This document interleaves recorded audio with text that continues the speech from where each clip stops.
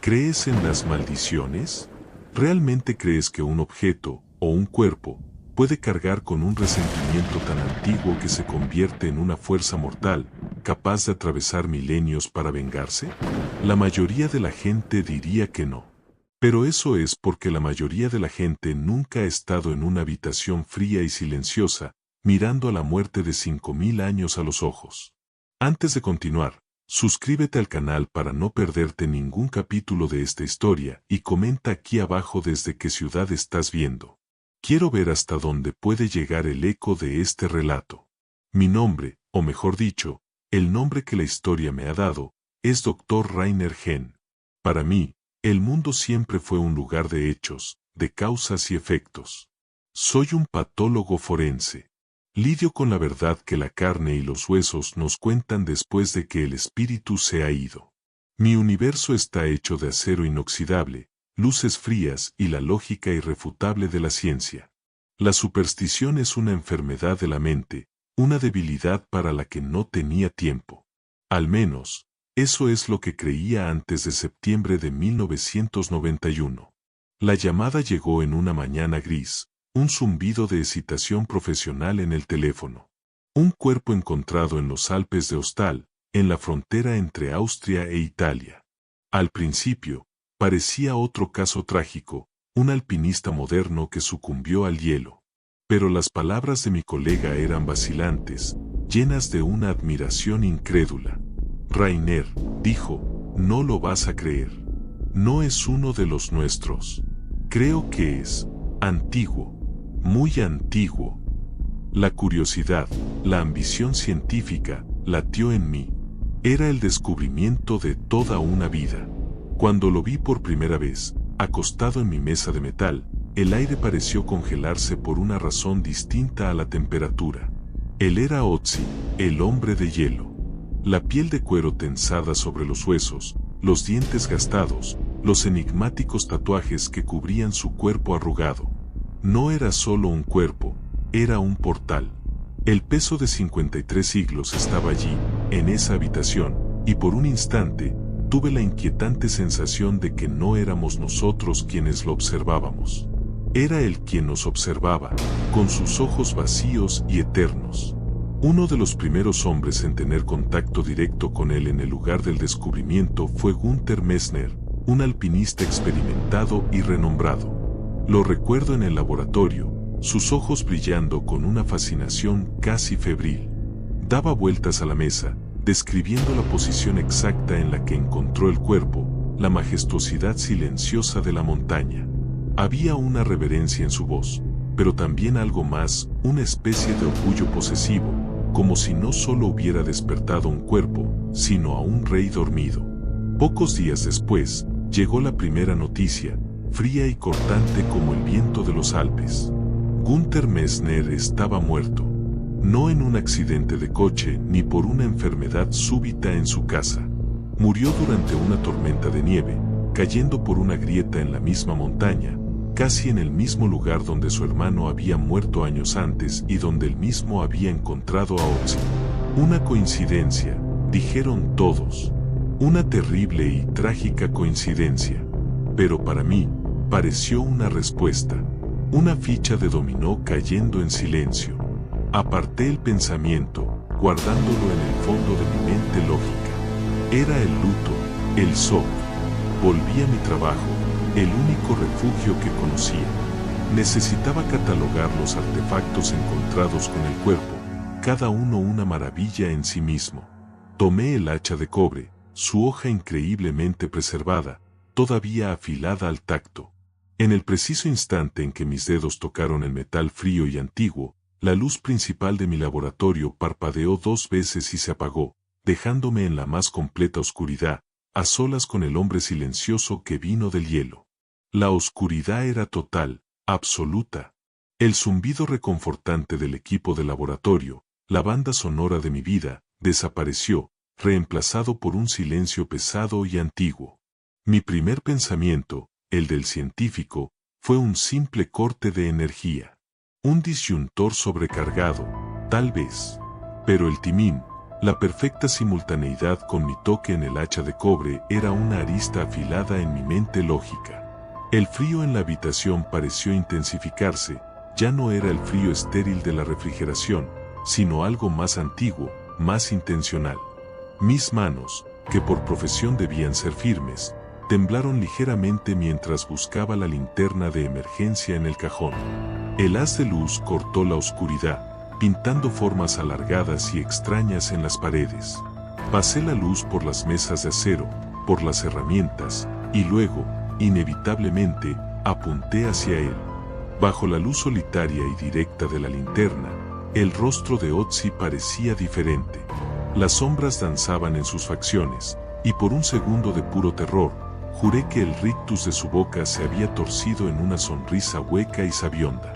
Tan súbitamente como se fueron, las luces volvieron, zumbando de vuelta a la vida con una banalidad casi ofensiva. La ola de alivio que me recorrió fue seguida inmediatamente por una cálida vergüenza.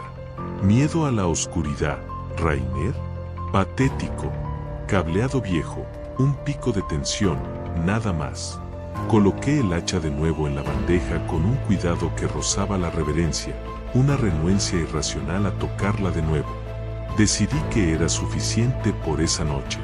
El laboratorio, mi santuario de hechos, ahora parecía profanado. La semana siguiente, conocí a Kurt Fritz. Era un arqueólogo brillante, el tipo de hombre que veía la historia como un rompecabezas y a Otzi como la pieza central de su carrera. Había una arrogancia en su meticulosidad, una forma de hablar sobre el cuerpo que me incomodaba. Para Fritz, Otzi no era un hombre que vivió y murió, era un conjunto de datos a ser extraído, una colección de artefactos a ser descifrada. Él lideraba el equipo que trasladaría el cuerpo a una cámara especial en Bolzano.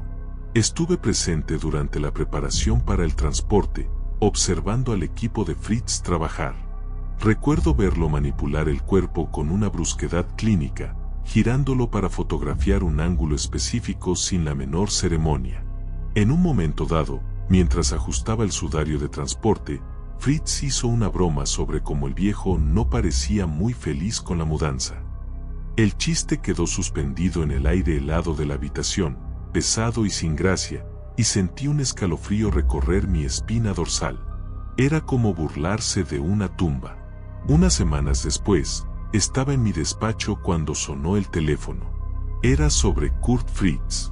Se había tomado unas merecidas vacaciones para esquiar en los Alpes, justo después de instalar a Otzi en su nuevo hogar de alta tecnología.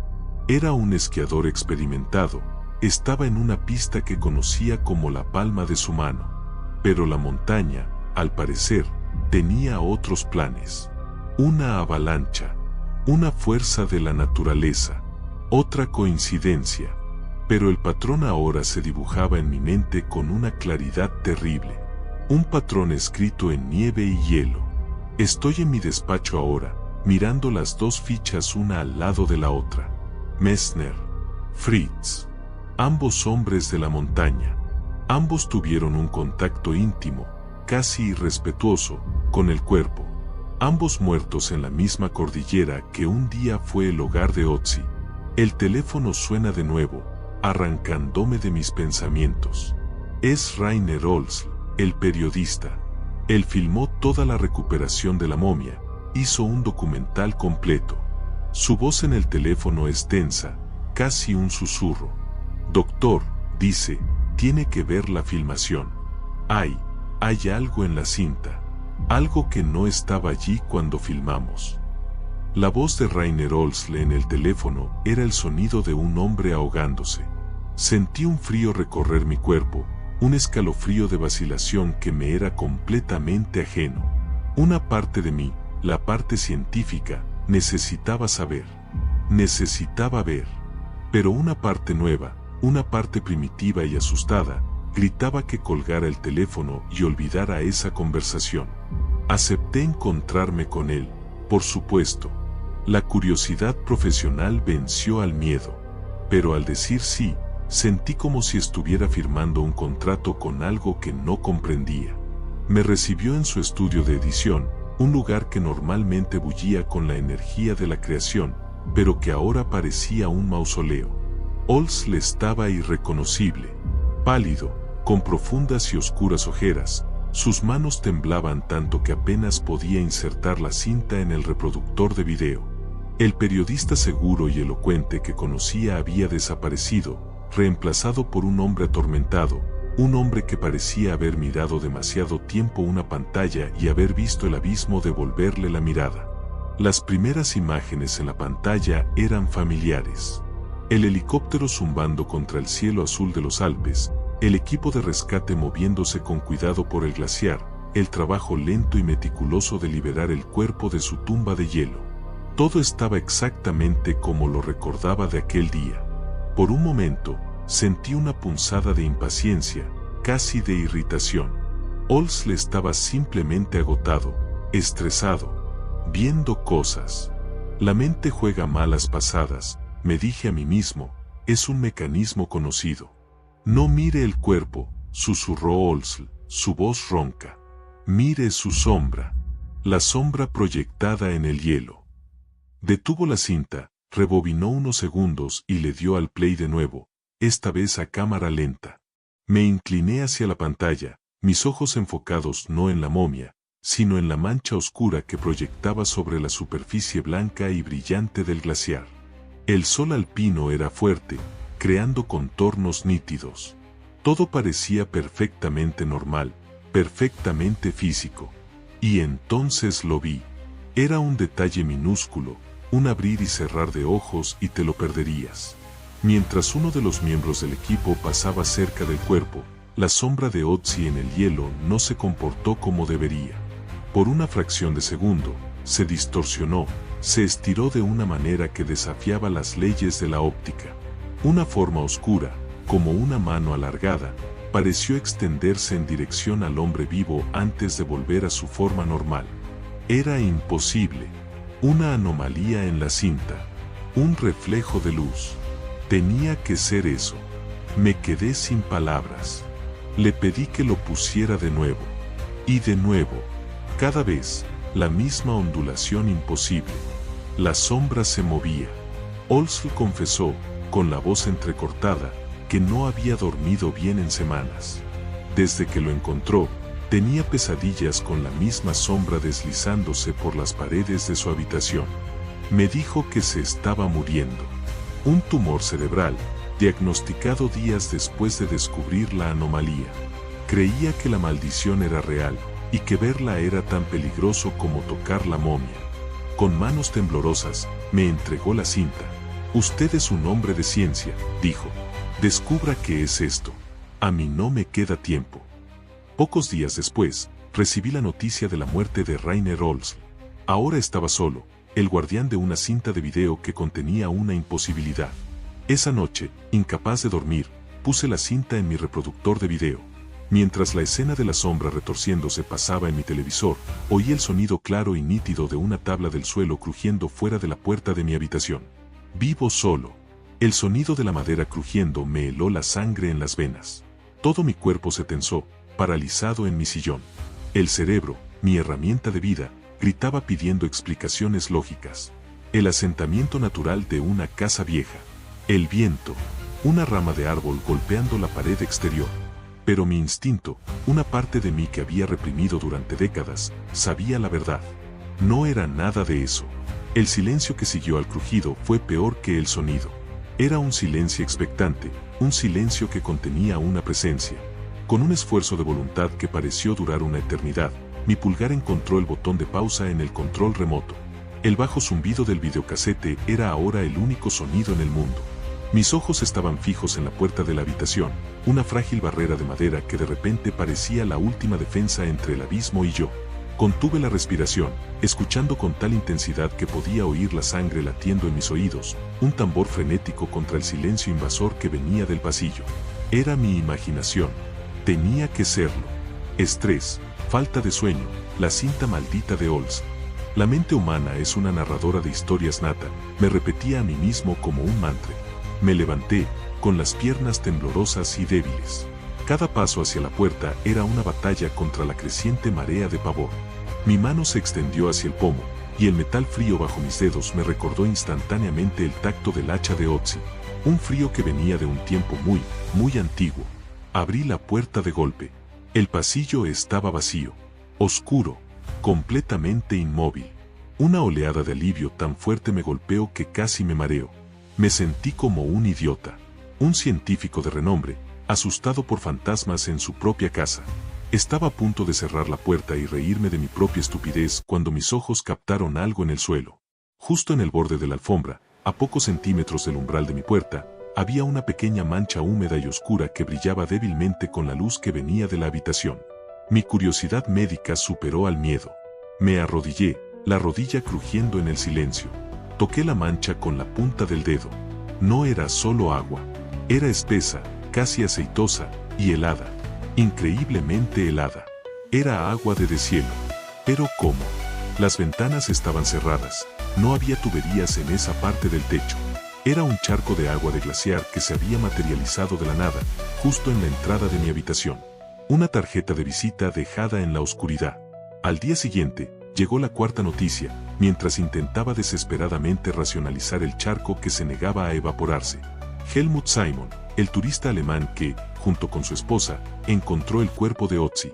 Simon libraba una larga batalla legal por la recompensa del descubrimiento, una suma considerable.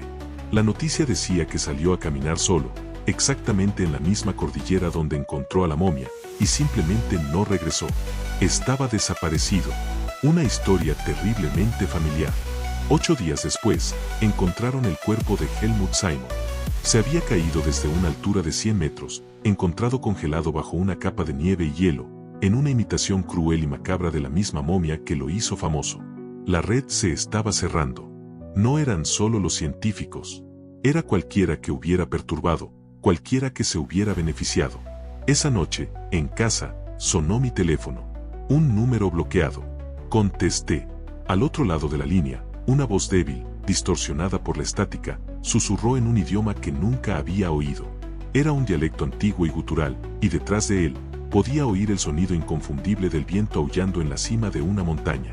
Colgué el teléfono con tanta fuerza que el plástico crujió. El silencio que invadió mi sala de estar era diferente ahora.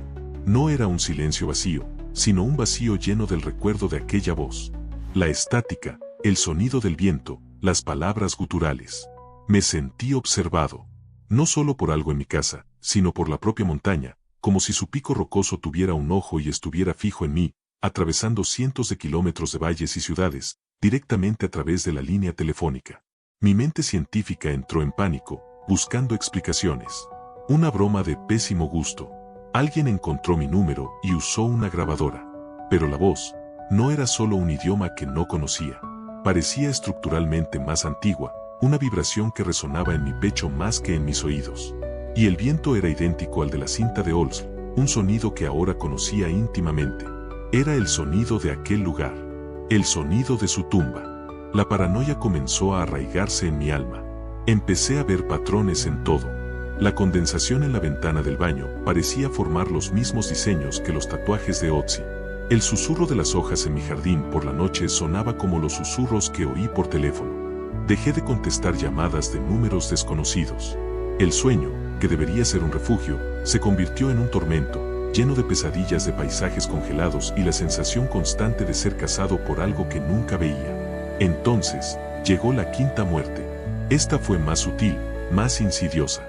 Dieter Barnecke fue el jefe del equipo forense que examinó el cuerpo en el lugar, justo después del informe inicial. Barnecke era un hombre sano, un burócrata de la ciencia, metódico y sin imaginación. Un hombre que nunca había escalado una montaña por placer en su vida. No se cayó de un precipicio ni fue atrapado por una avalancha. Murió en casa, en su sillón favorito. La causa de la muerte, según el informe, fue un infarto fulminante. Estaba cenando con su familia, se sentó a ver las noticias y se detuvo. El corazón simplemente se rindió. Sin previo aviso, sin historial de enfermedades. Sano en un minuto, muerto al siguiente. Leí el informe de la autopsia. Clínicamente, era simple, pero en el contexto de todo lo demás, era aterrador.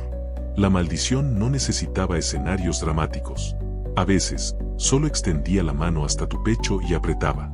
Esta muerte me golpeó de forma diferente. Barnecke no era un alpinista en busca de gloria, ni un periodista detrás de una historia. Era un científico cuidadoso, simplemente haciendo su trabajo. Era como yo. Era un espejo. Por primera vez, ya no había lugar para dudas. Había una lista, y la mano invisible del tiempo estaba tachando nombre por nombre. Sentí mi propio corazón latiendo con fuerza en mi pecho, de repente consciente de su frágil e incesante trabajo. No podía seguir siendo una víctima pasiva. Necesitaba entender. Esa noche, hice algo impensable. Fui al laboratorio y tomé la pequeña hacha de cobre del armario de pruebas. En mi casa, coloqué el antiguo artefacto sobre la mesa, junto a una grabadora de audio digital, el tipo de equipo del que solía burlarme. Mirando el metal oscuro, pregunté, con voz temblorosa, ¿quién eres? ¿Qué quieres? Dejé el aparato grabando durante la noche. A la mañana siguiente, escuché la grabación. Horas de silencio. Luego, cerca del final, un sonido claro y nítido, el timbre de un teléfono antiguo, con campana de metal. Era el modelo que estaba en mi pasillo, desenchufado desde hacía años. Y entonces, un clic y un susurro en perfecto alemán, una voz que reconocí instantáneamente como la mía, dijo, «Usted es el siguiente, doctor». El sonido de mi propia voz diciendo esas palabras resonó en el silencio de mi estudio. «Usted es el siguiente, doctor». Reproduje la grabación de nuevo. Y de nuevo. No había duda. Era mi timbre, mi cadencia, mi acento. Era yo. Aquella revelación imposible fue la fractura final de mi realidad. La maldición ya no era una fuerza externa que me cazaba. Estaba dentro de mí. Conocía mi voz, mis pensamientos. Estaba usando mi propio ser como un instrumento de tortura psicológica. En un arrebato de terror y furia, arranqué la grabadora de la mesa y la arrojé contra la pared. El plástico se hizo añicos, las pilas rodaron por el suelo. El acto de violencia no trajo alivio, solo una abrumadora sensación de impotencia. Empecé a deambular por mi casa, que ahora se había convertido en una jaula. Cada sombra en la pared parecía retorcerse en la silueta de la momia. Cada superficie reflectante, una ventana, la pantalla del televisor, una cuchara, amenazaba con mostrarme un rostro que no era el mío. Con una claridad febril, finalmente lo entendí. No era una lista de objetivos. Era una infección. Un contagio que se propagaba por el tacto, por la vista, por el sonido. Fui infectado en el momento en que puse los ojos en el cuerpo. Messner, Fritz, Olds. Cada muerte fue un síntoma de la enfermedad extendiéndose, acercándose al epicentro, que era yo. El último en tocar el artefacto más personal, el hacha. El contagio estaba casi completo. Mi mente se volvió hacia los tatuajes. Una obsesión se apoderó de mí. Conseguí copias de todas las fotografías forenses de alta resolución del cuerpo y las esparcí por el suelo de mi sala. Líneas, cruces, puntos. No eran aleatorios. Estaban localizados en puntos de acupuntura conocidos. Y entonces la verdad me golpeó como un rayo. Otzi no se estaba decorando. Estaba intentando curarse. Los tatuajes no eran arte, eran un intento desesperado de aprisionar o expulsar algo que lo afligía por dentro. Eran una jaula. Fue entonces cuando me enteré de la sexta muerte. Esta fue la más extraña de todas. Un historiador, un académico de otra universidad que ni siquiera había estado cerca del cuerpo. Había escrito un artículo muy difundido ridiculizando la maldición, llamando la histeria colectiva e falta de respeto a los muertos. Se burló públicamente de cada una de las víctimas, usando la lógica como un arma para atacar el dolor y el miedo. El historiador murió ahogado durante una conferencia. Un final trágico, pero mundano, excepto por un detalle en el informe de los paramédicos que me confió un colega. El objeto que bloqueaba su tráquea era un trozo de hielo de forma extraña, que se negó a derretirse durante un tiempo anormalmente largo. Fue como si un fragmento del propio glaciar hubiera viajado en el tiempo y el espacio para silenciarlo. La maldición no solo castigaba la perturbación, castigaba la incredulidad. Esta última muerte, esta macabra ironía, cimentó una idea loca y desesperada en mi mente. Si la incredulidad era castigada, y la ciencia era inútil, tal vez el camino era el opuesto. Tal vez la única forma de luchar contra la fe antigua era con más fe. Miré las fotos de los tatuajes en el suelo, la jaula rota de un chamán de 5.300 años. Necesitaba una jaula más fuerte. Cogí el teléfono y marqué un número que, semanas antes, habría quemado antes de usar. Era una parapsicóloga de renombre, experta en maldiciones antiguas. Creo que estoy maldito, dije, sin preámbulos, y necesito su ayuda. Ahora. La mujer que llegó a mi puerta no era lo que esperaba. Sin chales, sin cristales, sin incienso. Su nombre era Elara, y parecía más una profesora de historia antigua, con ojos agudos y una calma que rozaba lo clínico. Me escuchó, no con la simpatía de un terapeuta o el escepticismo de un colega, sino con la atención enfocada de un experto diagnosticando un problema. Mi terror, para ella, no era un síntoma de locura, sino un dato, un hecho a ser analizado. Examinó mis pruebas esparcidas por el suelo, las fotos de los tatuajes, los restos de la grabadora, mis notas febriles sobre las muertes. A ella no le importaban las causas científicas, buscaba el patrón ritualístico.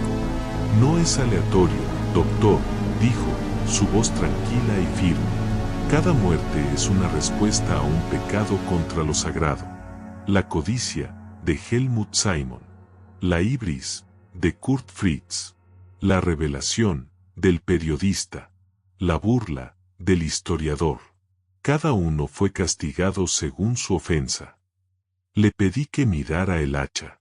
Con las manos cubiertas por guantes de algodón blanco, lo examinó bajo la luz de una pequeña lámpara que trajo consigo. Este hombre no era un simple cazador, afirmó. Era un guardián, un chamán. La maldición no es odio. Es un mecanismo de defensa. Un perro guardián espiritual que continúa en su puesto, atacando ciegamente a cualquiera que amenace el reposo de su amo, incluso 5000 años después. Su conclusión fue directa y aterradora. El mecanismo de defensa se había vinculado a mí. Como fui el último en manipular el artefacto más personal y poderoso, ahora me veía como el responsable de la profanación, el guardián actual de la violación. Las voces, el agua en el suelo, el crujido, era la entidad intentando comunicarse, corrompiéndome por dentro antes del ataque final y físico. Era una contaminación del alma.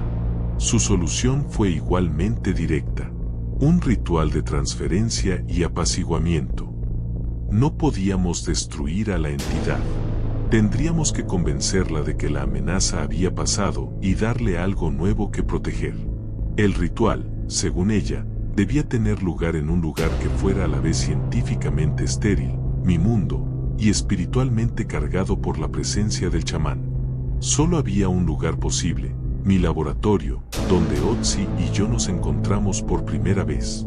Elara me dio una lista de objetos que parecía sacada de un grimorio medieval, sal gorda de una mina específica de los Alpes, polvo de plata pura, agua recogida de un manantial durante la luna llena y hierbas secas con nombres que nunca había oído. Reunir estos objetos fue el acto final de rendición de mi antigua vida. Cada compra, cada investigación, era un clavo en el ataúd del científico que un día fui, movido solo por la desesperación y el instinto de supervivencia. Estamos en el laboratorio ahora. Es de madrugada. Las luces están apagadas, excepto por unas velas que Elara ha colocado en el suelo, formando un patrón que imita los tatuajes de Otzi. Ella comienza un cántico bajo, en una lengua gutural que llama proto-indoeuropeo. Yo estoy en el centro del círculo, sosteniendo el hacha de cobre con ambas manos. Ella me dice que, para apaciguar al guardián, debo ofrecer un sacrificio personal, algo que represente mi identidad. De repente, la puerta de la cámara de refrigeración, donde estuvo el cuerpo de Otzi, cruje fuertemente y se abre sola, revelando una oscuridad vacía y helada.